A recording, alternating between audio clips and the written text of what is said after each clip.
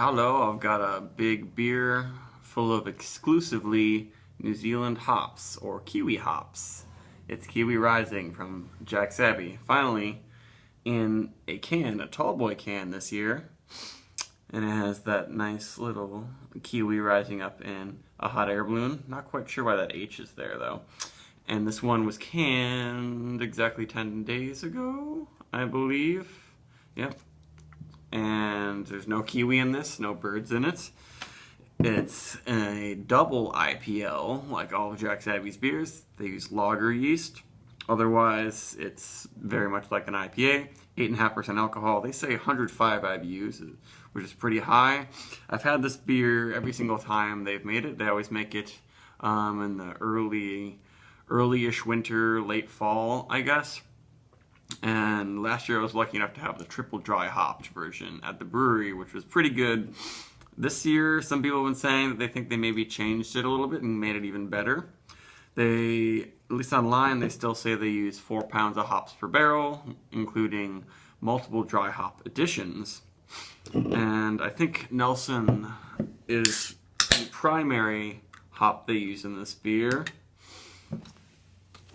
And it's going to be exciting to do because the dry, spicy elements of New Zealand hops are strong, and perhaps they're brought out even more with the dry or minerally quality of Jack's Abbey's lager yeast. And there seems to be a good amount of carbonation and a very, very light haze. You can still see my finger through there pretty easily. I didn't pour, of course, the entire can in here, but that is a firm head, especially in this glass, because it seems like this glass, it's easy to pour in this glass and not get too much head. And that has the classic fresh cut green pepper that I get from Nelson and often other New Zealand hops. And I got a little foam on my nose. Yeah, and it's got that nice herbaceous quality, but it's mixed with plenty of citrus, kind of bitter orange. It's not super sweet, juicy orange aroma. And, you know, slight white grape going on, but I don't get as much white grape out of Nelson as a lot of people say. It is named after, Nelson Sauvin is named after Sauvignon Blanc grapes because of their similarities and how they're both popular in New Zealand. But I'm getting, yeah, mostly that resinous peppery quality with just a little bit of a sweet fruity character. Maybe there's a little bit of a Smarties and slight peppery tropical aroma thing going on too. Yeah, there's definitely some kind of pineapple-y elements, but it smells really good, and the aroma's pretty strong.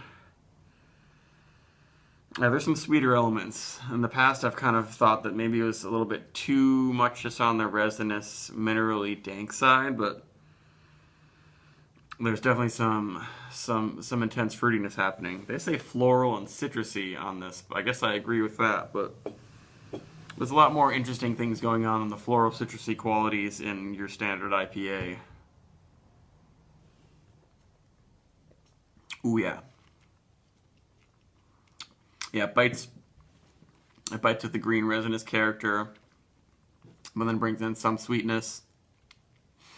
And I don't really notice I don't notice that lager yeasty mineral quality until the very end, but there's some nice lingering kind of Smarties, almost bubblegum type sweetness that I get sometimes from massive amounts of new wave hops.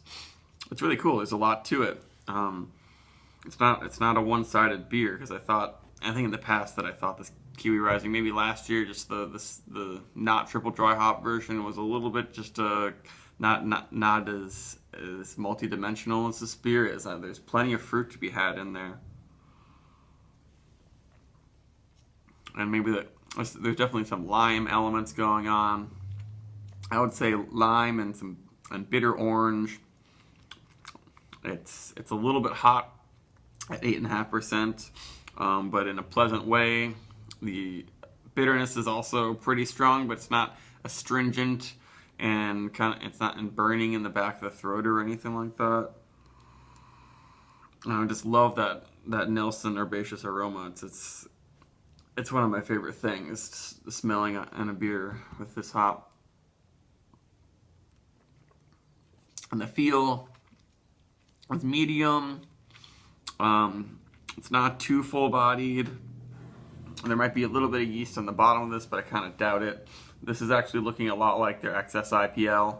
It's a light haze and a very similar color, except the XS is only 7.2. So this is really the only like big double IPL they've released these days, it seems. Because they used to do Mass Rising, which is more of an old-fashioned type hopping double IPL that was 8%. But I think they nixed that beer and they have their XS IPL instead, which is a fantastic beer. But Kiwi Rising is probably their best super hoppy beer right now. And that aroma, the Nelson just works so well with the lager yeast that really the resinous quality just cuts through so strongly. I almost get a smoky aroma too. It's interesting. It almost smells like some sort of smoky bubblegum thing.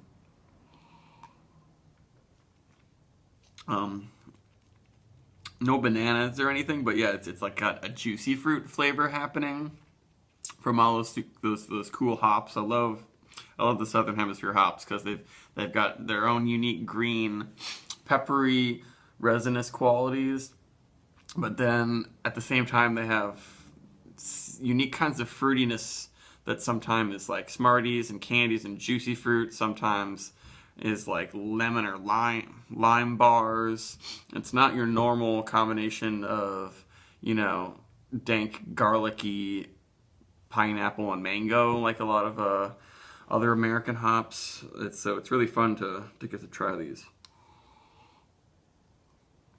And I keep going back for more. The bitterness is sharp and cleans up all the fruity flavors on the tongue, but it's not too taxing after these first few sips. I'm going back for more.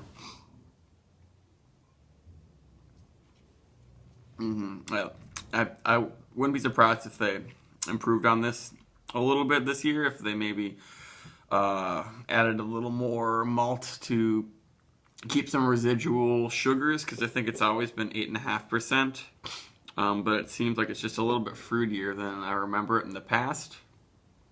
Let's get the rest of this in here and see if there's any yeast on the bottom, though I kind of doubt there would be much, if any. Yeah, it's about the same, but they managed to do some amazing things with hops in their IPLs. Yeah, there's just a lot going on in this beer, even though it's only, you know, New Zealand hops, so you might think it's going to be kind of one-sided, but it's got enough to it to make me really happy. And that lager finish just deals with all the almost a mess of hop flavors that happen there really well. And now the bitterness and the heat is building up a little bit, so I got to take a little break from drinking this, but it's kind of irresistible and lots of fun to drink and think about what's happening, because there aren't so many beers out there that are as exuberantly hopped with only New Zealand hops, because you can't get your hands on these hops very much. New Zealand is a very small place, and every brewery is chasing after them, and it's a real treat to get to have this beer. I bought a 4-pack, but I don't know, I was considering getting more. That's really good. I give this one like a 90. I hope they do the triple dry hop version at their brewery. I definitely would go there for that. But I think they probably at least double dry hop this in some way. But of course, in lager brewing, the dry hopping process is going to work a little different than ale brewing. But Jack's Abbey is getting into ale brewing with a new brand called Springdale, and their first IPA I had, the pilot IPA batch, the first one ever, was very good.